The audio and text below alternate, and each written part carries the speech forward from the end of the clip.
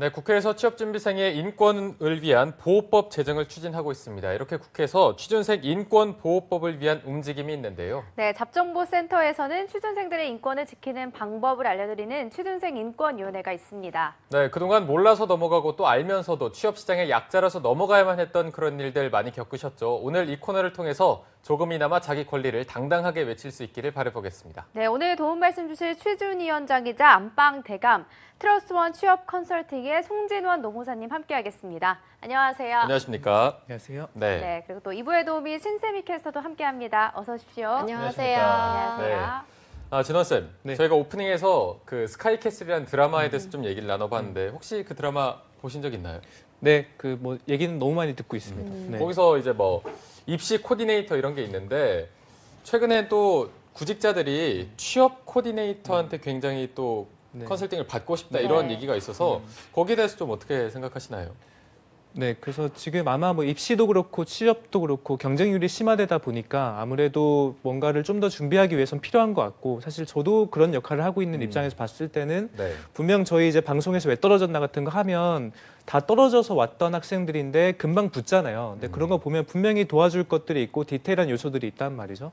그래서 이게 아무리 보면 이제 비용적인 측면에서 조금 무리가 있을 수 있겠으나 뭐 전문가 입장에서 봤을 때는 도울 부분이 충분히 있고 어떻게 보면 취업이라는 중요한 시점이 뭐 입시 못지않게 중요하다고 지금 보여지는데 그런 측면에서는 아무래도 수요가 좀 있지 않나라는 생각이 들긴 하네요. 네. 네, 그리고 또 근데 뭐 신세미 캐스터도 스카이캐스 굉장히 열혈 시청자라고 네, 들었는데 맞습니다. 거기 보면 정말 수단과 방법을 가리지 않잖아요. 네, 네. 신세미 캐스터 이런 취업 코디네이터 이런 걸 어떻게 보시나요? 근데 저는 마냥 나쁘지만은 않은 것 같은데 왜냐하면 그만큼 절박하기 때문에 도움이 필요한 거고 그 지불할 능력이 있으면 지불하는 게 뭐 그렇게 나쁜 건 아니라고 생각하는데 좀 거기 나오는 선생님이 너무 뭐 사례 이런 것까지 하시니까 좀 극단적이어서 그거 외에 좀 어느 정도 도움 받는 거는 괜찮다고 생각을 하고 있습니다. 그렇죠. 은근슬쩍 스포를 또 이렇게 아니 해주신 그게 건가요? 아니고 아니죠? 네 아닙니다. 아, 아닙니다. 그래도 이게 네. 현실에서는 굉장히 고액의 취업 코디네이터 비용이 있지만 저희는 항상 무료로 무료로. 여러분들한테 양질의 정보를 제공해 드리도록 하겠습니다. 네, 그럼 진원 씨 오늘 주제 바로 소개해 주시죠. 네, 오늘 주제는 2019년 최저임금에 관한 뉴스를 전해드리도록 하겠습니다. 네. 그 대선 후보자들이 너도 나도 지금 최저임금을 2020년 또는 2022년까지 1만 원까지 인상하자는 공약을 했었는데요. 네. 지금 막상 인상을 하고 나니 그 반대 여파가 무지막지하게 심하게 되는 상황입니다. 이 최저임금이란 것은 결국 여러분들의 취업 자리, 취업에 대한 양질의 일자리에 관여가 되는 것이기 때문에 오늘 그에 대해서 심각하게 다뤄보고 어떠한 방면에서 취업 준비생들이 도움이 좀 받을 수 있는지에 대해서 알아보도록 하겠습니다. 네. 네, 이 최저임금이 굉장히 올해 뜨거운 감자이기 때문에 계속해서 이슈가 되는 것 같습니다. 한번 저희가 자세히 짚어보도록 하겠습니다. 신세미 캐스터가 먼저 오늘의 안건을 소개해 주시죠. 네, 최저임금이 8,350원으로 역대 최고치로 오르면서 인건비로 인한 각 업계의 직원 감축이 줄을 이어가고 있습니다. 심지어 한 설문조사에서는 자영업자 2명 중 1명은 올해 최저임금 인상으로 인해서 기존 직원 감원이나 신규 채용을 감축할 것이라는 계획의 발표가 됐는데요. 또한 최저임금으로 인해서 패스트푸드점이나 카페 등 24시간 영업 매장을 감소시키거나 무인 결제기, 편의점의 셀프 결제 앱까지 등장하는 등 일자리 감소 현상이 계속되고 있습니다. 문제는 이뿐만이 아니고요. 직원 감축과 또 영업시간을 단축하는 것 외에도 최저임금 상승을 대응하기 위해서 프랜차이즈 업계들이 가격 인상을 줄줄이 하고 있는데요. 보시는 것과 같이 생활요금과 교통수단이 줄줄이 인상되면서 취준생들뿐만 아니고 국민들의 지갑에도 타격이 일고 있습니다. 취준생들은 안 그래도 취업 준비에 드는 비용이 큰데 또 주변의 물가는 점점 오르고 아르바이트 등의 일자리가 점점 줄면서 취준생들이 설 자리가 갈수록 없어지고 있는 상황입니다. 따라서 오늘 취준생 인권위원회 안건으로는 2019년 최저임금의 인상, 무엇을 얻고 잃는가입니다.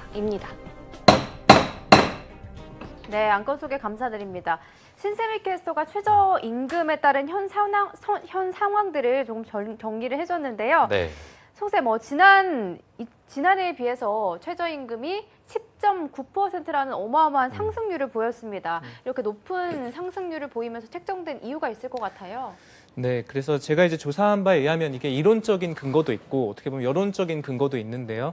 사실 이제 조금 조사하면서 안타까웠던 것은 사실 되게 디테일한 준비를 했었어야 되는데 그렇지 않고 여론적인 이제 공감력을 바탕으로 이게 시행이 돼서 지금 안타깝게 반대 여파가 좀 크지 않나 생각이 좀 들었습니다. 네. 예를 들어서 지금 2017년에 대선이 있었을 당시에 저희가 그 최저임금을 2020년까지 10,000원으로 인상해야 된다는 여론조사에 의해서 그때 무려 85%의 국민분들이 이제 찬성한다는 표시를 했었어요. 해야 된다라는 네. 표시를 했단 말이죠. 물론 그거 외에도 이론적인 근거로는 실제 우리나라가 지금 정규직 근로자하고 비정규직 근로자 그리고 정말 정규직 중에서 어느 정도 대기업 이상 다니는 분들과 지금 최저임금 근로자끼리의 현재 경쟁에 봤을 때는 되게 그 비중이 크단 말이죠. 그래서 그거를 좀 올릴 필요가 있었다고 생각이 들고 또 이제 정규직 분들이 임금이 한 3.8% 인상된다는 것도 반영이 됐었고 실제로 최저임금 산입 범위가 확대되면 최저임금이 인상됨에 따라서 분명히 효과가 낮아짐에 따라 지는 부분이 있기 때문에 인상 효과를 감소분을 조금 메워준다는 측면에서 10.9%나 인상이 됐었는데 네. 사실은 이런 디테일보다 아까 처음에 말씀드린 여론에서 충분히 이제 공감대가 형성이 됐기 때문에 실제 대선 후보자 5명 전부가 최저임금 1만 원 인상에 대해서 시기의 차이는 있었으나 분명히 다 동의를 했던 것이거든요. 그래서 그 5분을 탓하는 게 아니라 그 5분은 결국 우리 국민들의 니즈를 다 보고 이제 했다는 측면에서 조금 안타깝지 않나 생각이 듭니다. 네. 어쨌든 굉장히 급격하게 인상을 했기 때문에 부작용이 실제로 나타나고 있어서 저희가 실제로 나타난 부작용 사례들 한번 정리해 볼 필요가 있을 것 같아요. 그렇죠. 이제 그 최저임금 1만 원 플랜 같은 경우는 실제 내수 진작 또는 이제 아래로부터의 이제 소비 진작적인 측면에서는 분명히 도움이 되나 사실 제가 지금 이제 말씀드릴 부분은 부작용적인 측면인데요. 네. 실제 이제 아까 말씀드린 국민 기본소득 확충에 따른 그런 이제 시너지 효과와 달리 어떤 이제 부담들이 있었냐면 경영계 같은 경우는 실제로 최저임금이 인상됨에 따라서 인력 자체를 뽑지 않고 있어요. 왜냐하면 매출이 그만큼 많이 안 오르는 이제 경제 상황에 따라서 비추어 봤을 때 네. 여러 가지 측면에서 지금 일자리가 많이 줄어들고 있는 상황이고 그에 따라서 저희 뭐 청년층이라든지 또는 이제 근로자 자체들이 뭐 최저임금을 받고 못 받고를 떠나서 일자리가 없으니 취업이 안 된다라는 부분에 대해서 훨씬 더 지금 심각하게 느끼고 있는 상황인 것 같습니다. 네. 그래서 뭐 일용직 근로자라든지 임시 근로자 포함해서 실제 전반적인 아르바이트 포함 전반적인 일자리 자체가 없어지는 수준을 지금 나타내고 있는데 그 부분이 이제 최저임금이 급격하게 인상됐기 때문이 아닌가라는 여론 인상이 훨씬 더 심하게 나오고 있는 상황입니다. 네. 그래도 문제 발생에 대한 대비를 했을 것 같다는 생각이 드는데 어떤 부분을 놓쳤기에 이런 문제가 발생하는 걸까요? 그렇죠. 이제 방금 말씀드린 국민 기본소득을 확충한다는 것은 분명 필요한 부분이 맞습니다. 그리고 최저임금을 받는 취약계층은 분명히 저희가 인상을 통해서 보호를 해줘야 되는 부분이 맞아요. 하지만 이제 정작 지금 이제 임금을 올려서 지급해야 될 소상공인분들 또는 중소기업분들의 어느 정도 준비 정도는 저희가 파악이 안 됐다고 보게 되는 것입니다. 실제로 저희가 지금 1년, 2년 사이에 이제 문재인 대통령 정권이 들어와서 대북적인 정책은 어느 정도 효과가 많이 있었죠. 하지만 저희가 지금 많이 못 따라가고 있고 국민의 이제 니즈를 충족 못 시키는 부분은 지금 경제 활성화라는 부분이 있단 말입니다. 그러니까 1년, 2년 사이에 많이 안 좋아졌어요. 반도체 산업군 빼고는 많은 부분들에서 지금 내수 진작이라든지 또는 어쨌든 국민의 전반적인 총소득에 도움이 안 된다는 부분이 있습니다. 네, 그럼에 따라서 최저임금만 올려놓고 내수 진작이 안 되니까 더 비판 여론이 좀 세게 몰고 있지 않나 생각이 듭니다. 네. 저희가 뭐 취준생을 위한 방송이긴 하지만 자영업자나 영세업자의 고충이 이해가 안 가는 게 아니기 때문에 어느 쪽에 좀 손을 들어주기도 애매한 입장인 것 같고요. 그래도 정부가 좀 대안이 있어야 될 것 같고 네. 대안을 많이 준비했을 것 같거든요. 어떤 식으로 네. 좀 준비를 하고 있나요?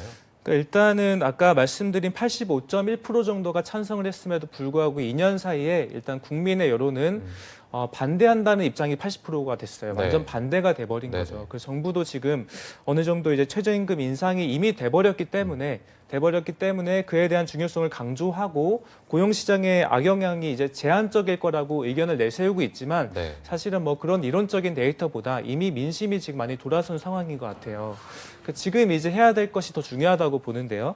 실제 이제 지난 5월에 최저임금 산입 범위가 확대된 부분에 대해서는 지금 뭐 경영계 또는 노동계 둘 다 지금 입장 표명이 되게 극명하게 최저임금에 대해서 반대하고 있는 부분도 있고 실제 뭐 부정적 여론이 확산됨에 따라서 야당 또한 이런 이제 대정부 질문 또는 국정감사 등에서 지금 하고 있는 이제 최저임금 인상 정책을 주도로 하는 소득 주도 정책이 맞냐라는 의구심을 다시 한번 표하고 있는 상황입니다. 네. 네, 그래서 현재 지금 1월 7일에 최저임금위원회 이제 구간 설정 위원회와 실제 결정위원회 두 가지 방법을 좀 정교하게 채택을 해서 최저임금 결정 구조를 앞으로는 조금 더 정밀하게 보자라는 걸 했지만 네. 실제 그것은 내년 2020년 최저임금에 대한 보완책에 불과하고 현재 상황을 어떻게 하면 좀 개선할 것인가 그거에 대한 정책은 아직까지 좀 없다고 볼 수 있겠습니다. 네. 네.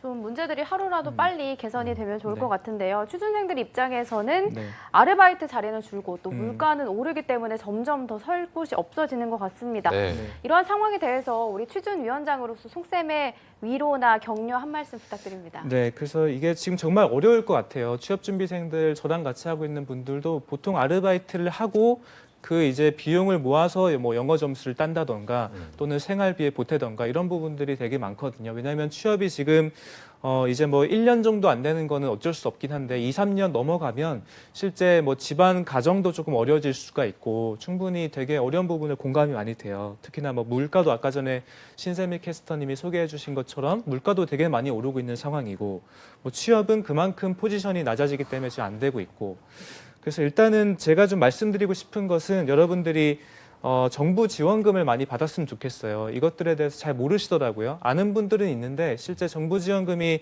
한 달에 한 60만 원 정도 주는 이제 정책들도 있거든요. 청년 네. 구직활동 지원금이라든지. 그래서 그런 부분을 면밀하게 좀 보시고 여러분들이 최대한 취업될 때까지 죄송하지만 좀 버티라는 말씀을 드리고 싶습니다.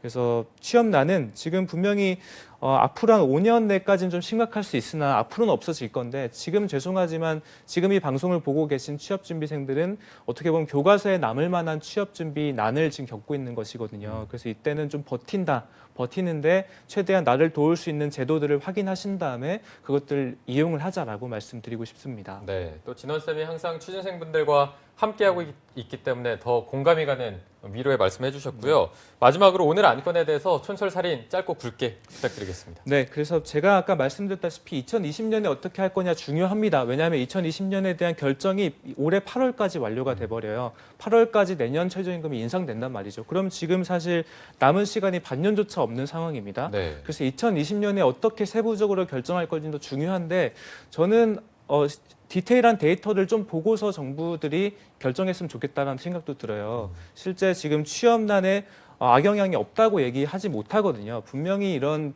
취업난이라든지 자영업자들, 소상공인들의 그런 경영에 분명히 최저임금은 지금 안 좋은 효과가 있습니다. 그래서 여론은 찬성하더라도 국회에서 또는 이제 정부에서 명확하게 디테일한 요소들을 점검하시고 그 다음에 이 제도들을 확인하고 시행하는 것이 올바르다고 봅니다. 네. 네, 알겠습니다. 쌤의 한마디까지 들어봤습니다. 오늘 취준위를 위해서 수고해주신 송진환 노무사님 그리고 신세미 캐스터 두 분 고맙습니다. 고맙습니다.